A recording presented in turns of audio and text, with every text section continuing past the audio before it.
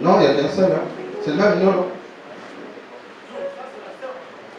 Hein? Ça, c'est la sœur.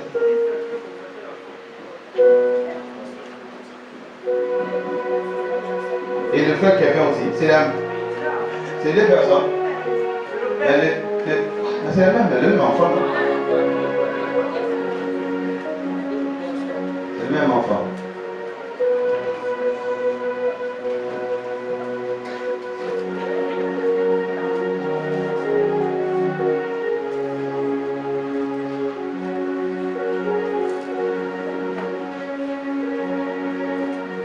Pour connaître notre coutume ici, nous ne baptisons pas les enfants, mais nous les consacrons au Seigneur. Donc, inclinons la tête pour consacrer à Seigneur. C'est une fille, non? Un garçon? D'accord. Mais comment il peut être beau comme une fille comme ça? Prions. Seigneur Dieu, bénis notre bébé qui est entre nos mains, Seigneur, que tes enfants ont emporté. Car tu as dit, laissez les petits enfants venir à moi. Le royaume des cieux les ressemble. Seigneur, nous les consacrons, nous ne les baptisons pas. Bénis l'arrivée de cet enfant sur cette terre, dans ce monde du péché. Et que tu gardes cet enfant, Seigneur, dans ta présence. Les parents sont reconnaissants, ils savent que c'est toi qui as donné ces dons. Quand ils sont venus te le remettre, Seigneur, parce qu'ils sont conscients que c'est toi qui protèges et qui garde. Garde l'arrivée de cet enfant, qu'il soit une bénédiction pour ses parents. Tout esprit des maladies, des dépenses dans les hôpitaux, tout esprit, Seigneur, des épidémies, l'ombre de la mort, l'esprit de la rébellion, nous le chassons loin de cet enfant au nom de Jésus-Christ. Seigneur Jésus, que toi tu protèges l'enfant, bénis ses parents pour voir leur besoin, Seigneur, afin qu'ils prennent soin de cet enfant et que cet enfant grandisse selon la voie du Seigneur. Si tarde à venir, qu'il puisse rester pour défendre ce message.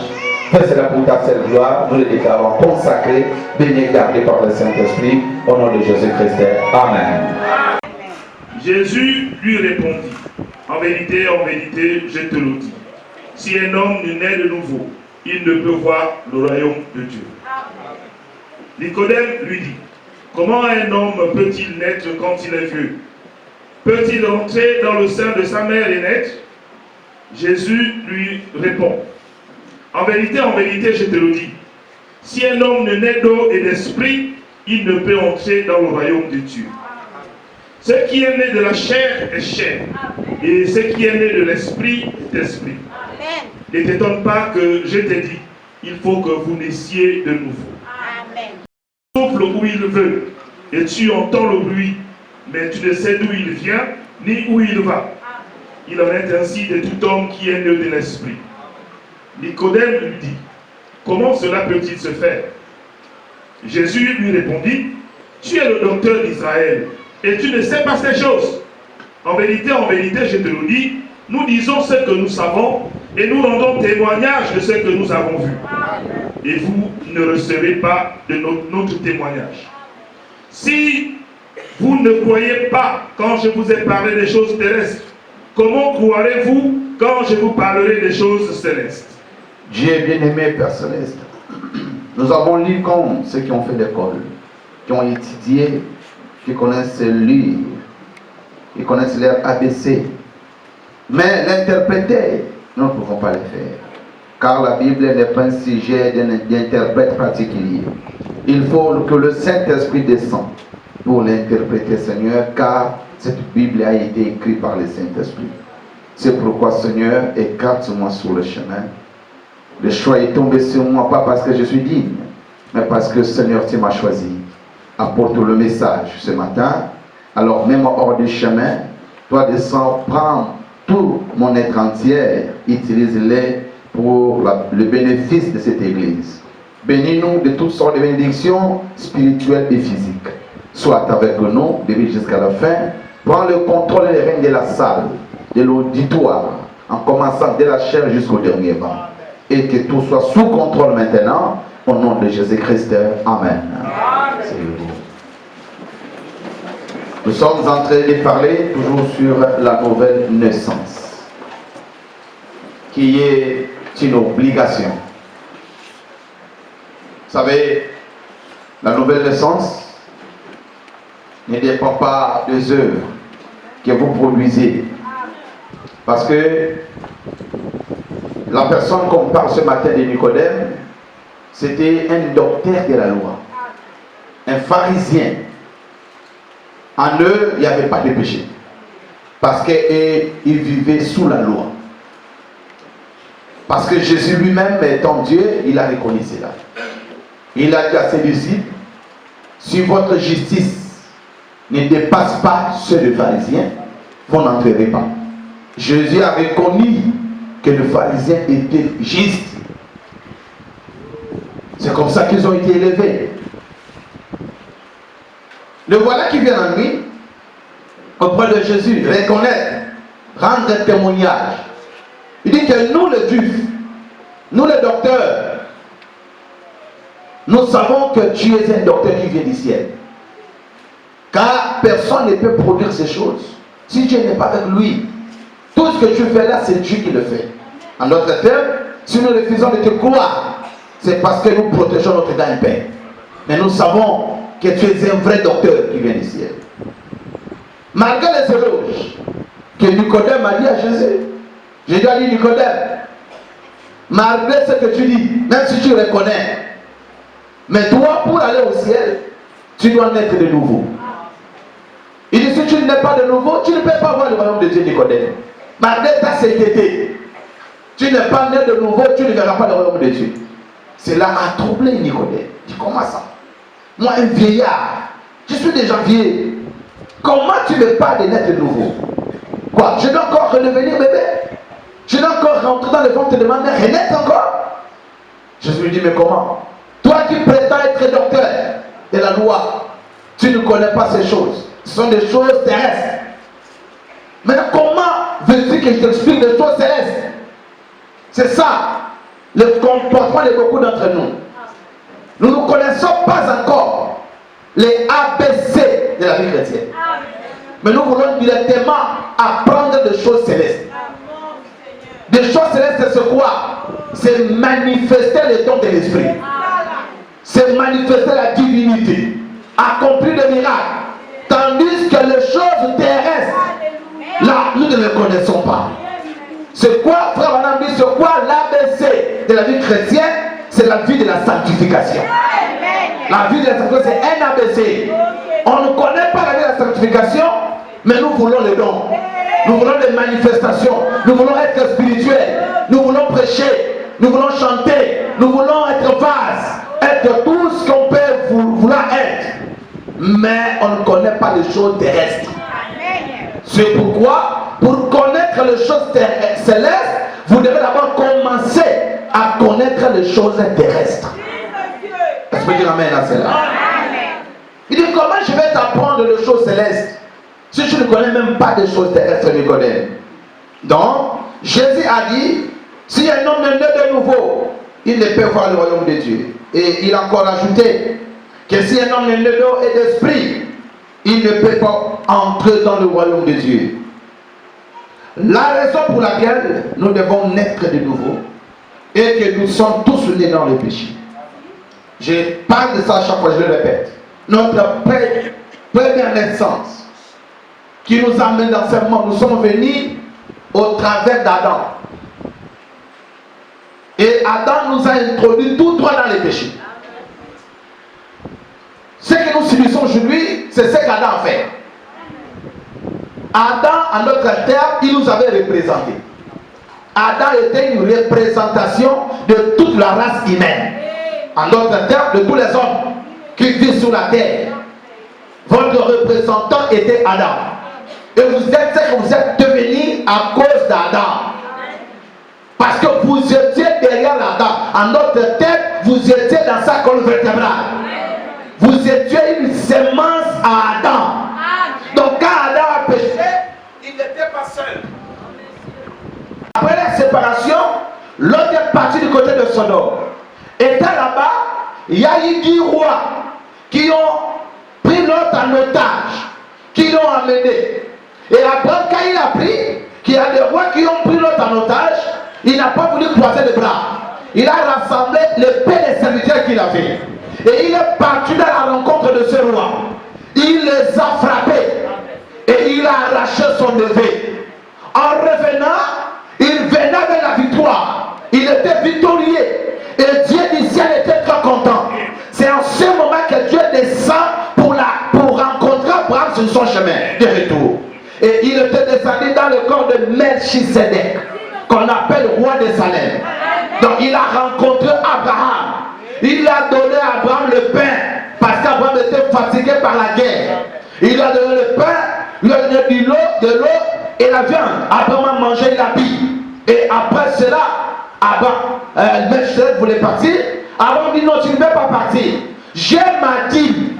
Quand j'ai combattu le roi, j'ai travaillé. Voilà ce qu'on m'a payé. J'ai ma dîme, je te donne la dîme. Et le Melchisedec a récupéré la dîme. Au travers d'Abraham vient Isaac. Au travers d'Isaac vient Jacob. Au travers de Jacob vient les 12 tribus d'Israël. Et parmi les 12 tribus se trouvait Lévi à l'intérieur. Est-ce que vous comprenez? Voilà la raison pour laquelle plus tard, quand Dieu a départagé le pays, des années plus tard, donc le Seigneur n'oublie rien. Des années plus tard, quand ils sont arrivés à la terre promise, ils ont partagé le pays et tout. Alors, Dieu a dit que Lévi n'aura pas de portion. Pourquoi? Lui doit rester dans le temple. Et la part de Dieu, on doit le remettre ça. La dîme que vous donnez, c'est la part de Dieu qu'on remet à Lévi. Pourquoi?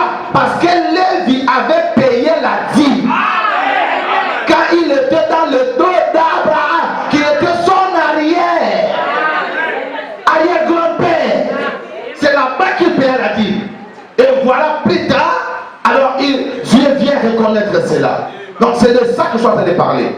Vous étiez dans le rang de votre père. C'est pourquoi tout le mal qu'ils ont fait, nous payons ça aujourd'hui. Parce que nous étions en quand ils faisaient ce mal-là. C'est de ça que je parle Adam. Quand Adam a péché, on était Adam. C'est pourquoi quand Dieu a maudit Adam, nous étions à l'intérieur. On a été maudits avec Adam. C'est la même chose aussi pour les femmes, pour Ève. Voyez, c'est à Ève qu'on a dit, à cause de ce que tu as fait, j'augmente la douleur de tes grossesses. C'est à Ève. Tu enfanteras avec joie. C'est ça, non? Tu enfanteras avec en train de rire. Qui ici, entre les mamans ici, qui a un enfant en train de rire?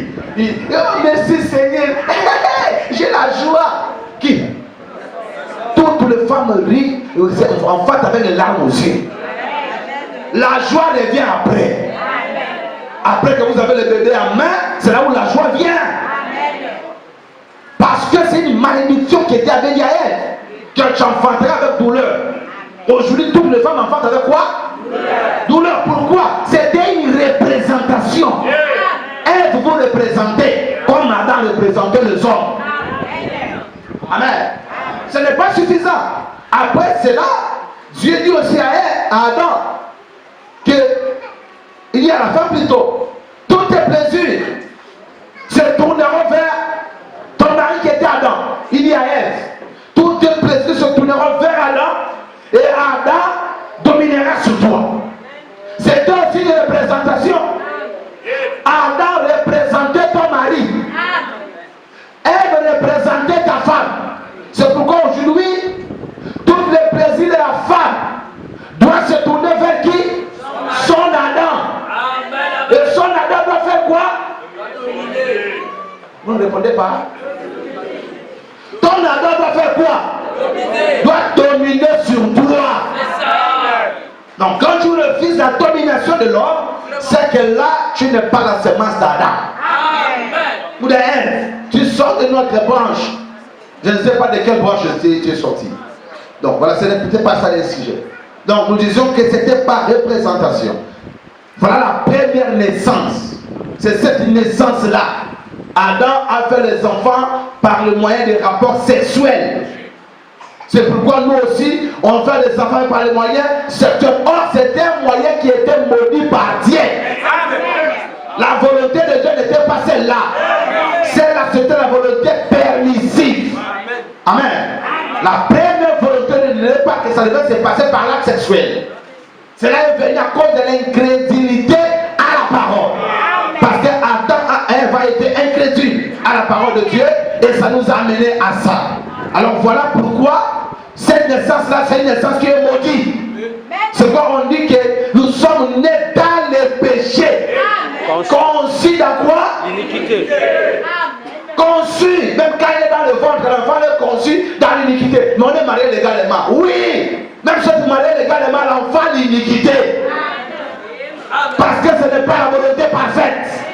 Donc dès le départ, cet enfant qui est dans le ventre, c'est un pécheur. C'est un pécheur. Donc dès le départ, nous sommes la nature qui habite en nous, c'est la nature du péché. C'est ça la première naissance. Alors avec cette naissance-là, tu ne peux jamais aller au ciel. C'est pourquoi Jésus a dit à Nicodème, tout ce qui est de la terre et de la chair est chair, et tout ce qui est de l'esprit est esprit. Cette naissance, c'est une naissance de la chair, et cela est chair. Amen. Donc pour aller à l'esprit monter au ciel, il faut une autre naissance, qui est la naissance de l'esprit, pour que tu sois esprit. Pourquoi? Parce que Dieu lui-même est esprit. Oh my. Parce qu'il a dit, créons l'homme à notre image et selon notre ressemblance. Dieu n'était pas un homme comme ça. Dieu c'était un esprit. Et l'homme qu'il avait créé était un homme esprit. C'est pourquoi pour être à l'image de Dieu, tu dois être esprit. Alléluia. C'est ce que Jésus a dit. Je reviens du Père et je retourne au Père. Il était esprit, dit là où je suis, je m'en vais vous préparer une place. Pour que là où je suis, vous y soyez aussi. Alors pour être là où Jésus se trouve, il faut retourner en esprit. Or pour retourner en esprit, il faut une autre naissance. Est-ce que je me fais comprendre? Il faut une autre naissance pour retourner, devenir esprit. C'est de ça, c'est pour ça que nous sommes en train de lutter. Donc il faut la deuxième naissance, c'est obligatoire. Sans cette deuxième naissance, que la nouvelle naissance, vous n'allez pas aller au ciel. Peu importe combien vous manifestez la sainteté. Peu importe comme vous êtes juste, votre justice ne tiendra pas. Il y a un homme appelé Nicodème, jeune homme riche, non? Qui est venu en face de Jésus, qui est né dans l'église, qui a grandi dans l'église, qui avait gardé les petits principes. Il dit, bon maître, que dois-je faire pour hériter le royaume des cieux? Il n'avait pas le royaume des cieux. Il savait qu'il n'était pas encore né de nouveau. C'est ça le problème qui ne préoccupe pas les croyants aujourd'hui. Ils préfèrent être membres d'une église locale. Donc quand tu viens là, tu t'assois, les serments prêchent, on parle, on saute, on jubile, on sort pour toi, l'église est accomplie. Tu pars chez toi, tu ne t'inquiètes plus de rien. Ou soit vous ne comprenez pas pourquoi on vient à l'église. Ou soit vous ne comprenez pas c'est quoi la vie chrétienne. C'est quoi au juste être chrétien. Être chrétien ne signifie pas venir à l'église chaque dimanche. Être chrétien ne signifie pas venir à l'église chaque mercredi, chaque vendredi. Non, ce n'est pas ça l'objectif d'être chrétien. Être chrétien exactement veut dire la nouvelle naissance. Donc c'est-à-dire tu viens à l'église pour que ta nature change. En d'autres termes, tu viens prendre les instructions pour aller les appliquer. C'est pour ça que tu viens à l'église ici. Ce n'est pas un lieu de tourisme ici. Ce n'est pas un lieu pour se divertir. Non, c'est un endroit qu'on vient acquérir la sagesse. La parole que tu as prononcée là, je te mets cette barre, je vais t'aimer, te chérir jusqu'à ce que la mort nous sépare. Bon, maintenant il y a des petits problèmes où vous êtes séparés, mais ta parole que tu avais dit là, tu vas retirer ça comment? Oui, c'est pourquoi il faut alors maintenant réunir encore tout le monde. Les mêmes personnes qui étaient dans ton mariage, quand tu avais prononcé ces paroles, tu dois les réunir encore pour retirer cette parole-là.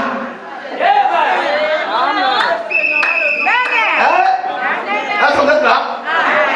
Parce que, vous savez, pourquoi les gens viennent au mariage? Non?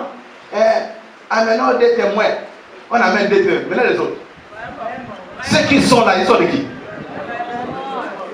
Les assisteurs. Vous vous appelez des témoins, non, j'ai des témoins. Du côté des maris, des témoins. Du côté des femmes, des témoins et l'assistance. Vous les oubliez? C'est des témoins.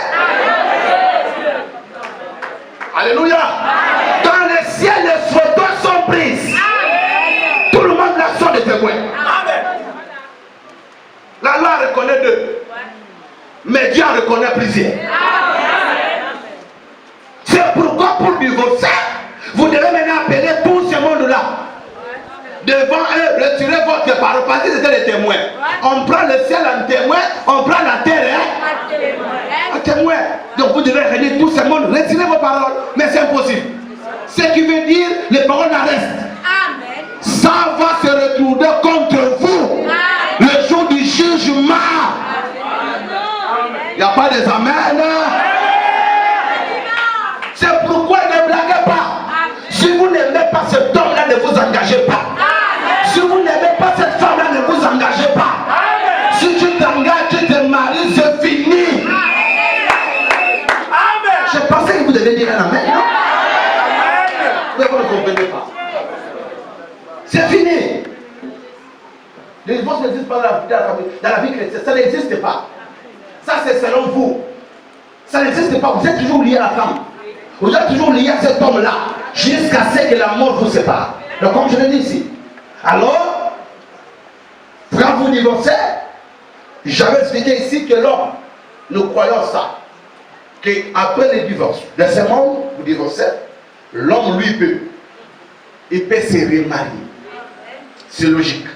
Peut-être que s'il croise des pasteurs dire comme moi, je ne le consacre pas. Si tu le connais parce que moi je ne vais pas te consacrer. Un homme divorcé, je ne te consacre pas. Tu te maries, mais tu es libre. Parce que tu n'es pas lié. Tu peux te marier, continuer. Oui, c'est comme ça que je le fais. J'ai déjà fait. Ça compte de ça que mon administrateur de France Civile a quitté l'église. J'avais appris qu'il s'était marié en plein évangile. Il a divorcé là-bas, il est venu à l'Alliance Tabernacle. Et il a croisé notre femme, et ils sont mariés. Ils m'ont appelé pasteur, viens nous consacrer. J'ai dit en aucun cas. Je ne peux pas vous consacrer. Tu étais déjà marié. Je ne peux pas venir vous consacrer. Ça ne les a pas plu, ils sont partis. Et ils sont libres. C'est comme ça. Un pasteur comme moi, je ne te consacre plus. On peut dire amen. Il y a d'autres pasteurs qui le font, mais moi je ne le ferai pas. Parce que Frère Branham l'a dit, qu'avec son propre cousin, qui était divorcé, qui est venu vers Frère Branham, il a dit en aucun cas je peux te consacrer ton mariage.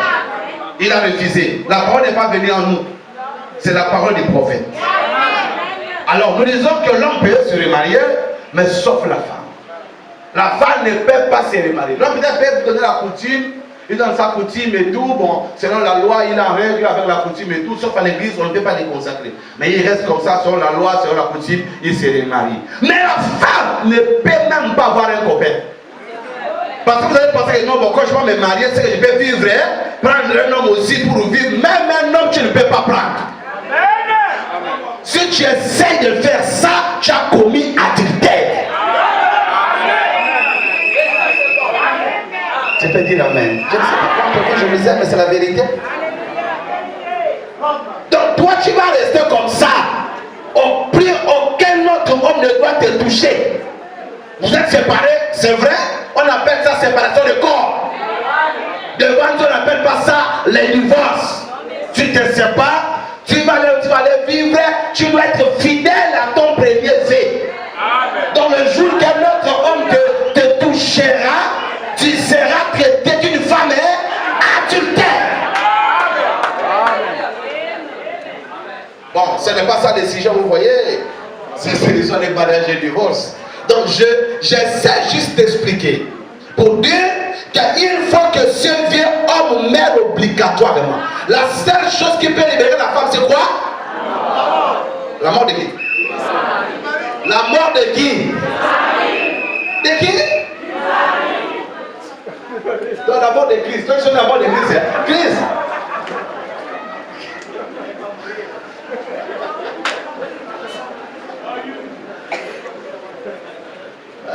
Donc la seule chose qui peut te libérer, c'est la mort de ton ancien mari. Il faut que l'ancien mari meure. C'est en ce moment que toi tu deviens libre, tu peux te remarier normalement. Voilà la parole de Dieu. Alors, nous ramenons ça du côté spirituel. Parce que l'église, c'est la femme de Christ. Nous avons eu notre ancien mari qui est le monde. C'est pourquoi on faisait les choses du monde. Mais quand on devient chrétien, on doit faire d'abord le divorce. Se séparer avec le monde. Amen. Se séparer avec cet ancien mari qui représente le monde. Mais la séparation seulement ne suffit pas. Pour que tu sois libre encore, il faut que cet homme-là fasse quoi? Il doit mourir. L'homme-là qui a le monde, il doit mourir aussi. Alors quand il meurt, vous êtes maintenant libre pour s'engager avec un nouveau mari. Est-ce que vous comprenez? Dans le spirituel, c'est la même chose. Donc c'est pourquoi, quand on veut devenir chrétien, nous devons tuer cet ancien mari, le crucifier. Ce quoi l'ancien mari? C'est le désir de la vie. Crucifier le désir de la chair. Crucifier la mondanité. Crucifier ne pas les amener au mort. Les habitudes que tu avais dans le monde ne doivent avoir les mêmes habitudes que tu as quand tu es en Christ. Les mêmes choses que tu faisais quand tu es dans le monde, tu ne dois plus continuer à faire les mêmes choses quand tu es en Christ. Quelqu'un peut dire non, mais parce que maintenant tu as un nouveau mari et tu dois obéir à ce mari-là. Tu dois aussi faire maintenant sa volonté. La volonté de ce nouveau mari, c'est quoi? D'aimer sa parole. La Bible dit, celui qui m'aime gardera mes commandements. Ah, il n'y a pas la main, non. Si vous aimez ce nouveau mari, vous gardez ce commandement. Vous allez vivre sa parole. Vous allez tout faire pour lui faire plaisir. Amen. Mais voilà comment se comporte. Voilà comment se comporte. Est-ce que nous aimons réellement ce nouveau mari? Ce qu'il demande de faire, on ne le fait pas. Nos désirs partent vers quelque chose. Nos désirs partent vers quoi? Vers le sol, vers la terre. Qu'est-ce qu'on aime le plus? C'est ça le problème. On peut savoir si réellement nous voulons ce nouveau mari ou nous sommes toujours attachés à notre ancien mari. C'est à vous de le voir. Par rapport à ce que tu fais, à ce que tu vis, est-ce que tu es sûr que tu as changé? Est-ce que tu es sûr que ce que tu fais, c'est la volonté de ce nouveau mari? Ton comportement que tu affiches là, c'est ce que ce nouveau mari te demande. Si ce n'est pas le cas, c'est que tu es séduit. Amen. Frère, reprends notre lecture de la statique non parfaite. Tu n'as pas mis ton téléphone là-bas?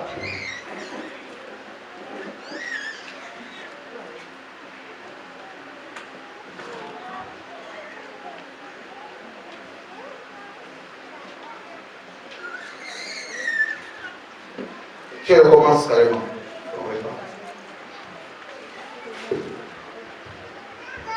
Nous lisons dans la brochure la stature d'un homme parfait. Page 22, paragraphe 3. Très bien. Partie 3, pas paragraphe, partie. Non, les paragraphes c'est autre chose. Ça c'est les parties. Partie 3. Très bien. Premièrement, vous devez naître de nouveau. Et alors? Premièrement, c'est quoi? Je vais expliquer ça ici. Ah, c'est ça. Vous voyez? L'expérience produit la foi. L'expérience là, c'est la nouvelle naissance. C'est le début, le fondement de la vie chrétienne. Le fondement de la vie chrétienne, ce n'est pas le baptême d'eau. Parce qu'il y a beaucoup de chrétiens qui rentrent dans le zone un pécheur sec. Ils sont dans le zone un pécheur mouillé. Rien ne change. Permanent que rien ne change dans ta vie. Tu étais rentré un pécheur sec, tu es un pécheur mouillé. Le même jour après, tu as continué de fumer. Tu as continué de boire. Qu'est-ce qui a changé? Tu es repassé à tes rendez-vous. Tu as continué à prendre le tabac. Qu'est-ce qui a changé? Rien n'a changé. Ça montre que tu étais pécheur sec et tu es sorti un pécheur mouillé. C'est pourquoi rien ne changera. Tu restes la même rabbi qui ne change pas. Parce que qu'est-ce qui va te changer? C'est quoi la dureté d'une maison? Mais c'est le fondement. Si le fondement n'est pas bien posé, on mettra le poids à quelle place, à quel endroit? Ta maison, parce que la vie chrétienne c'est une maison. C'est pourquoi Paul dit que j'ai mis le fondement comme message architecte. Que tout celui qui veut bâtir doit bâtir dessus. Donc chaque prédication c'est une brique. Il n'y a pas de amens, pourquoi? Chaque prédication c'est une brique qu'on ajoute. Quand vous comprenez qu'on dit les amens, les esprits sortent et une brique s'ajoute. Vous réalisez, si la maison était en bas, au fil et à mesure, c'est en train de monter. C'est ça la vie chrétienne. C'est une maison qu'on construit. Mais toi, ou peut-être depuis qu'on avait mis les fondements jusqu'à aujourd'hui, la maison ne monte jamais. Tout le prix qu'on ajoute, ça ne tient pas. Ta vie est pareille. Oh.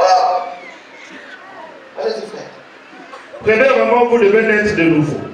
Et alors, quand vous naissez de nouveau, vous avez la foi. Vous croyez la parole. Le signe de la nouvelle naissance, c'est là quoi? C'est là pour lui la foi. Non, pas la foi pour dans l'esprit. Pas la foi pour le miracle. Non, la foi sur la parole de Dieu. Vous croyez à la parole à 100%. Même si vous ne comprenez pas encore. Mais quand vous savez dans vos oreilles, la foi qui est en vous réagit. Alléluia. Parce que votre nature a changé. Quand on prêche la parole de Dieu, votre cœur jubile. Parce que le cœur a la même nature que la parole. Tout change. Vos désirs changent. Allez-y. Quand vous naissez de nouveau, vous avez la foi. Oui. Vous croyez la parole. Tant que vous n'êtes pas né de nouveau, vous argumentez avec elle la parole. Vous faites quoi? Vous argumentez, vous discutez avec la parole. La parole dit ceci, non, moi je ne vois pas ça comme ça. La parole dit, tu commences à douter. Non. Quand tu es né de nouveau, tu ne doutes pas de la parole. Amen. Même si tu ne vois pas la chose arriver dans ta vie, mais tu sais que ce qui est écrit est la vérité. Même les diables de l'enfer ne peuvent pas venir enlever ça dans ton cœur. Alléluia, alléluia. Je suis l'Éternel qui te guérit de toutes tes maladies. Même si tu es encore malade, dans ton cœur tu sais que ce que Dieu a dit est la vérité. Personne ne peut changer ça. Tu ne doutes pas, non, si c'était vrai, pourquoi je suis toujours malade? Pourtant moi je crois, mais je ne suis toujours pas guéri. Est-ce que c'est vraiment Dieu qui avait parlé? Non. La vertu. Qu'est-ce que la vertu? La vertu, c'est la puissance. Avec la vertu, c'est-à-dire, tu peux juste être devant face des malades. Tu n'as pas besoin de prier. Juste ta présence guérit les malades. Donc tu as une vertu, en fait, c'est une puissance que tu dégages. Même les péchés te fuient. Même les sorciers, même quand tu dors, pendant que tu ronfles, tout autour de toi tu dégages une vertu. Aucune puissance négative ne peut venir mettre la main sur toi. La vertu c'est comme le courant. Alléluia. Là où tu es tout autour, et l'autorité, tout celui qui va venir transcender.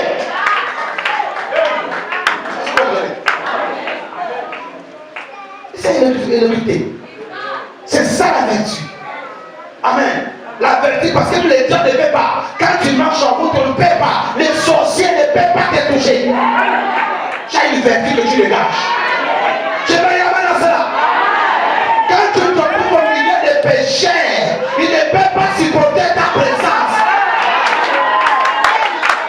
t'amène à ça. Tu rentres dans une réunion secrète, ils vont te chasser dehors. Je suis ta présence, dégage une vertu. Est-ce que vous aimerez cela? Après la chose, je te l'avertis. Vous en avez besoin. La vertu vous épargne même la mauvaise vie. Les péchés ne peuvent pas résister autour de vous. Ça ne peut pas. Qu'est-ce qu'il fait? Ça t'est arrivé. Quelqu'un m'a même habillé. Ou bien il a bu son vin. Ou bien il a commis le péché. Qu'est-ce qui fait que quand il voit un saint, ou il voit les pasteurs, qu'est-ce qu'ils ont à fuir? Pourquoi vous fuyez? Pourquoi tu cherches la route? Comment un serpent pour disparaître? Je me demande où, mais j'ai vu le frère venir, non?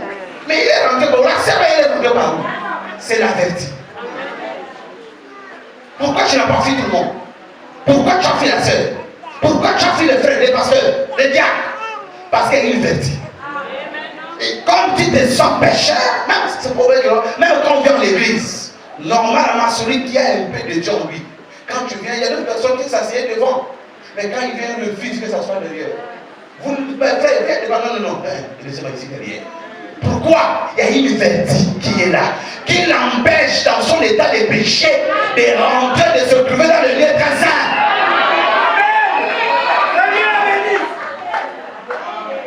C'est la vertu. Amen. Même dans l'église, il y a une vertu. C'est pourquoi si nous pouvons dégager cette vertu-là, on n'aura pas besoin d'imposer le verre aux malades. Les malades entraient eux-mêmes dans la salle à cause de cette atmosphère. Ils sont guéris automatiquement. Amen. Toi-même, ceux qui chantent doivent chanter avec la vertu. Ceux qui prêchent doivent prêcher avec quoi? La vertu. Quand vous chantez avec la vertu, alors que vous dégagez une énergie. Mais quand on manque cette vertu-là, c'est pourquoi tout semble charnel. Il n'y a pas de spirituel. Parce qu'il n'y a pas de vertu. On peut dire amen? Amen. Allez-y. Ceci est la colonne suivante. Premièrement, pour les vos fondations, la foi. Alors à votre foi, joignez la vertu. Eh bien, c'est là que beaucoup de nous sont jetés à terre. Oui, monsieur, oui, joignez la vertu à votre foi. Cela ne signifie pas simplement rester vierge. Vous savez, comme une femme ou un homme, cela n'a rien à voir avec cela. La Bible dit, nous lisons ici dans le livre de Luc, qu'il est dit, une vertu est sortie de lui. Est-ce juste? Vous comprenez? La vertu, ce n'est pas la virginité. La vertu sacrée, ce n'est pas de ça qu'on parle. Ce n'est pas de cette vertu-là qu'on parle. La vertu qu'on parle ici, c'est la puissance. C'est une force qui réside en vous. Amen. Si nous devons être comme lui... Non, c'est bon, on va sauter là. Pas de 23e page. On a déjà vu ça. On a déjà vu ça. Oui, on a déjà vu ça. Nous allons prendre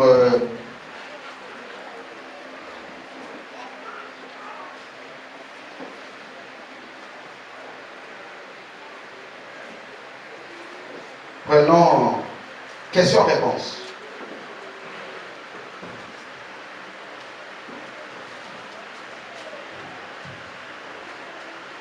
Vous êtes fatigué? Question-réponse, prêché le 23 décembre 59.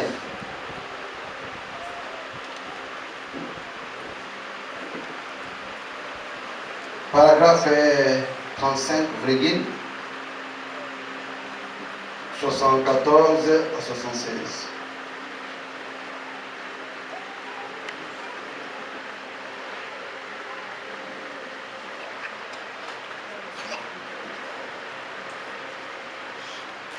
Question-réponse du 23 décembre. Nous lisons dans la brochure questions et réponses du 23 décembre 59, paragraphe 35. Non, 65. 65, 74 à 76.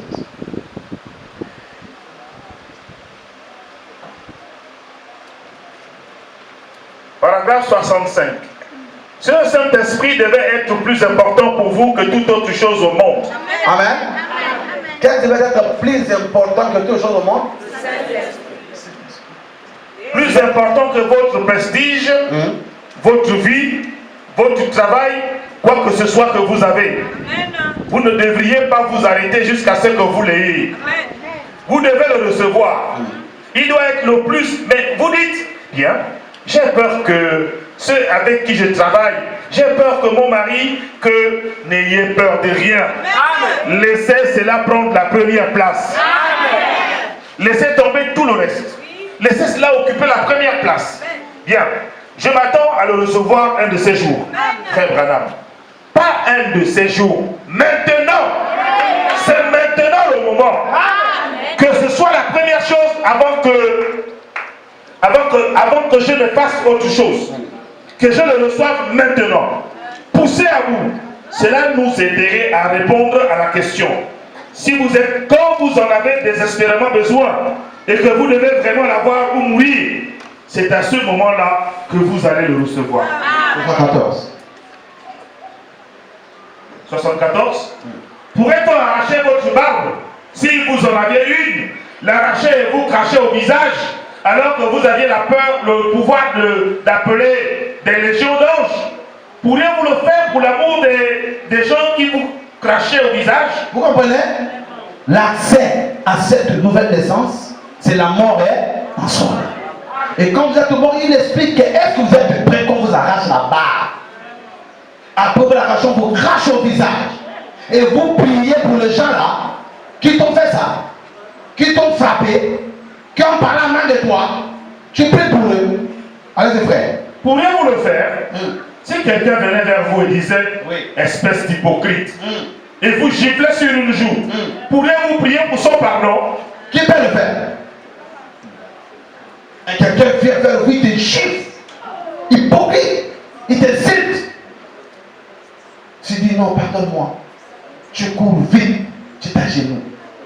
Tu dis Seigneur, pardonne-lui. Depuis ce jour-là, vers arriver au lieu, quand le secrétaire descendit, il a réglé le problème. Allez-y frère. Je disais, je n'y arriverai jamais. Je ne saurais jamais être chrétien parce que je ne pourrai jamais vaincre ça. Je disais, c'est quelque chose d'inné. Je disais, mon père était impétueux et ma mère, une mi-indienne, et avait assez de tempérament pour affronter une scie circulaire. J'ai dit, dis donc, quiconque s'attaquera à moi en aura pour son compte, c'est tout. Je disais, si je dois grimper sur une échelle pour les atteindre, disais-je, je le ferai sûrement. Voyez? Mais maintenant, vous pourriez me tirer là, me rouler dans la boue et me frapper. Voyez-vous? Pourquoi? Ce n'est pas moi. Qu'est-ce que j'essaie de souligner ici? Quelque chose est arrivé. Cette vieille puissance, ce vieux William Branham est mort.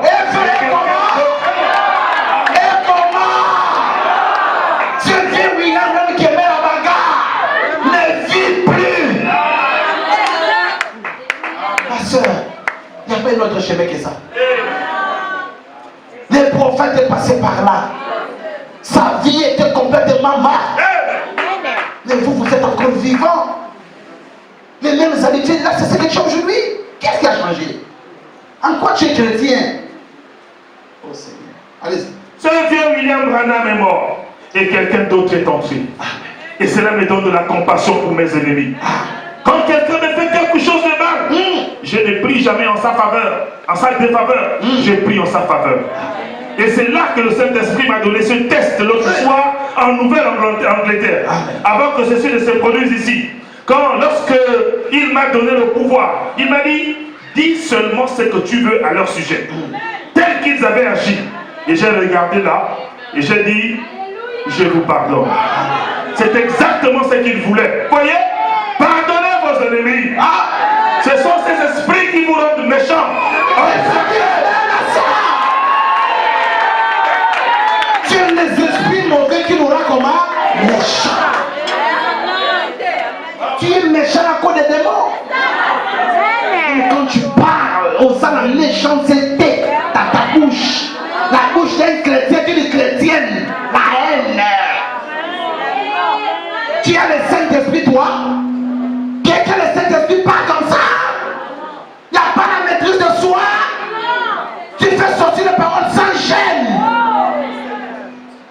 les messages. Moi, je suis de l'Alliance Tabernacle. Démon. Les démons aussi croient à l'Alliance Tabernacle. Les démons prient aussi ici. Quand tu es chrétien, tu dois te briser. Ce comportement doit te quitter. Quelqu'un peut dire amen à cela. Tu vas te briser. Quand tu lis une réponse à quelqu'un, peut enlever les habits. Une réponse seule, même à ton mari, tu n'as pas peur. Tu lui réponds en lui fixant dans les yeux. Une réponse seulement, le mari n'en revient pas. Mais tu es une chrétienne. C'est toi qui portes les Bibles pour fatiguer les gens. Tu ne comprends pas les chrétiens? Une chrétienne peut répondre comme ça, son mari comme tu réponds. Les maris parlent, tu parles. Les maris haussent le ton, tu hausses aussi le ton. Regarde, tu veux monter quoi là? Je suis une païenne. Il sert un Christ, n'agira pas ici. Il sert un Christ en baissant la tête.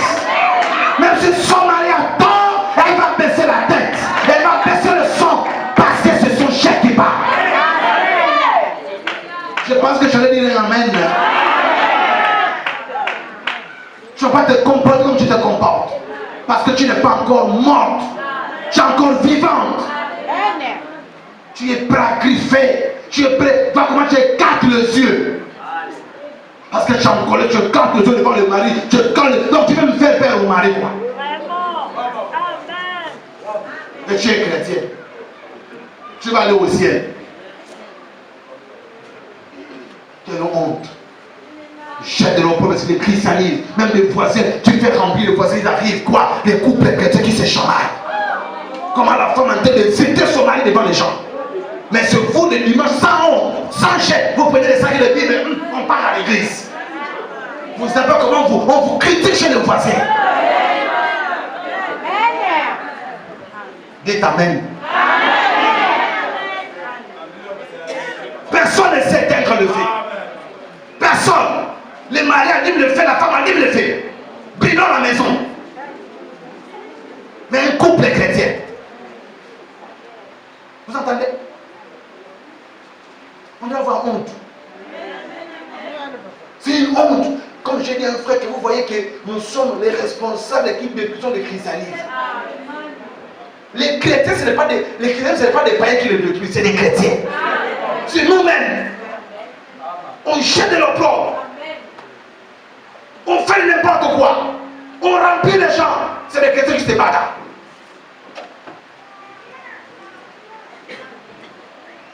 Aie honte.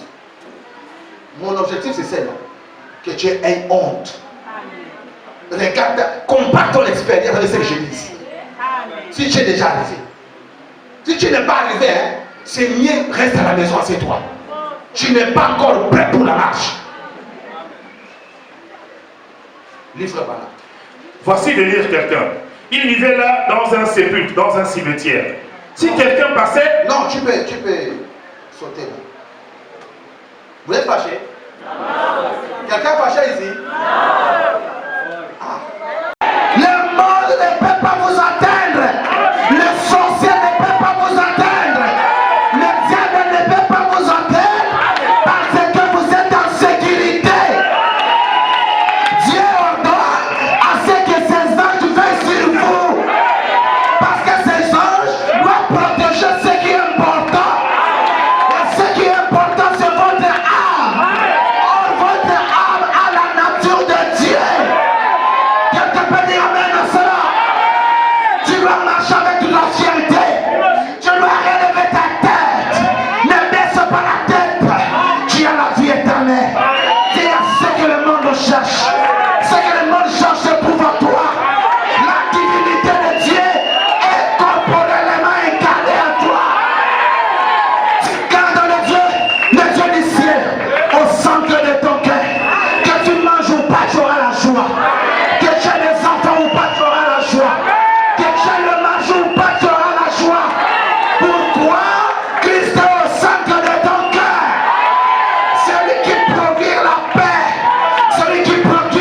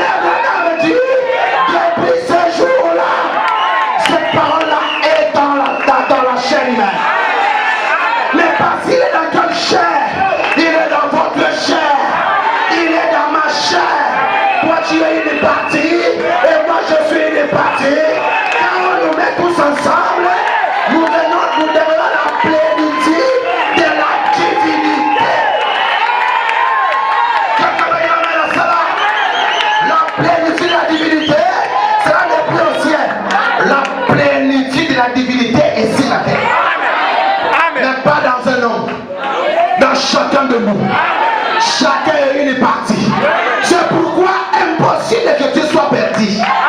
Tu ne peux pas être perdu. Dieu va utiliser tous les moyens qu'il peut. Parce que tu fais partie de son corps. Si toi tu n'es pas à l'intérieur, ce corps sera incomplet. Ce que tu dois faire, ressaisis-toi. Reviens sur le droit chemin. Le Seigneur a besoin de toi. Tu es prédestiné à avoir la vie éternelle. Tu es prédestiné à naître de nouveau. N'écoute pas ce que le diable te dit. N'écoute pas ce que Satan te dit.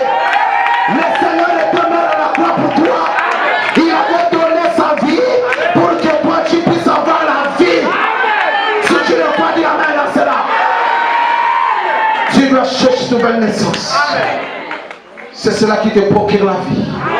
Pour que ta vie change. Or, quand ta vie change, le monde va en parler. Le monde va témoigner. Je sais que tu es un héros. Un héros n'est pas seulement celui qui est mort. Il y a des héros vivants. Tu peux dire amen à cela. Même si dans ta famille n'ont jamais servi Dieu, toi tu vas les servir. Parce que toi tu seras né de nouveau. Quelqu'un va dire amen à cela. Quand tu es né de nouveau, les esprits de famille ne peuvent rien faire pour toi. Parce que tu n'appartiens plus à leur famille. Oh, les liens de sang, les liens de sang. Je n'ai pas les liens de sang contre vous. Ah, dis amen à cela. J'ai de nouveaux parents. Vous voulez que je vous montre mes nouveaux parents? J'ai une nouvelle famille. Mais dites amen. Vous avez une nouvelle famille. Cette nouvelle famille, le père responsable s'appelle Dieu lui-même. Tu peux dire amen à cela? Oh, les pères ne peuvent pas faire d'enfants sans la mère. Notre mère s'appelle le prophète lui-même. Si tu crois cela, dis amen. Est-ce que vous le croyez? Nous sommes en sécurité. Le Père veille sur nous. Pas seulement le Père, mais même la mère. La prière de Branham a des effets jusqu'aujourd'hui. Alléluia. Branham dit même si moi je m'en allais, que Dieu puisse garder tous ceux qui ont crié à moi, qui ont crié à ce message. Nous sommes en sécurité. Est-ce que vous le croyez? Alors, j'ai des frères et des sœurs. C'est mes sœurs qui sont ici. C'est mes frères qui sont ici. Je n'ai pas une autre famille que vous. Ma famille biologique, c'est vous. Ne pas la nouvelle naissance. Quand tu es né de nouveau, tu es né dans une famille. Alléluia. De la famille de Jéhovah qui est fier d'appartenir à cette famille. Vous êtes fiers? Vous êtes de la famille de Jéhovah. Alors quand tu es de la famille, c'est qu'il y a les liens de sang. Croyez-vous cela? Nous avons les liens de sang avec Jéhovah lui-même, qui est Emmanuel. Ce sont ceux qui coulent sur les veines. Ah, quelqu'un peut dire amen à cela? Rien ne peut m'arriver. Je peux être combattu, mais je ne serai jamais vaincu. Si tu crois dire amen à cela, je sais que le combat fait rage, mais je crois en celui qui va passer sous la terre. J'ai une mission à accomplir. J'ai une mission à réaliser. Satan, je ne mourrai pas. Je vivrai. Je vais réaliser ma mission. Si tu le crois, dis amen.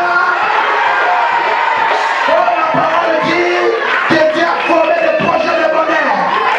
Le projet de malheur n'est pas de projet. Le projet de verser les larmes n'est pas de projet. Ça, c'est le projet de Satan. Tes projets, c'est avoir la paix. Tes projets, c'est avoir la tranquillité. Tes projets, c'est être béni. Je sais que cela tarde.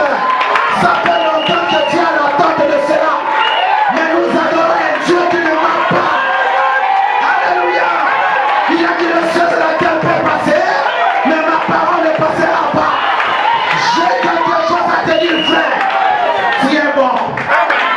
Tu es bon. Tu es bon. De quelle famille es-tu? De quelle famille es-tu? Ma soeur, mon frère, de quelle famille es-tu?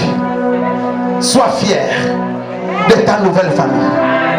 Si c'est quelqu'un de la famille présidentielle, il sera orgueilleux.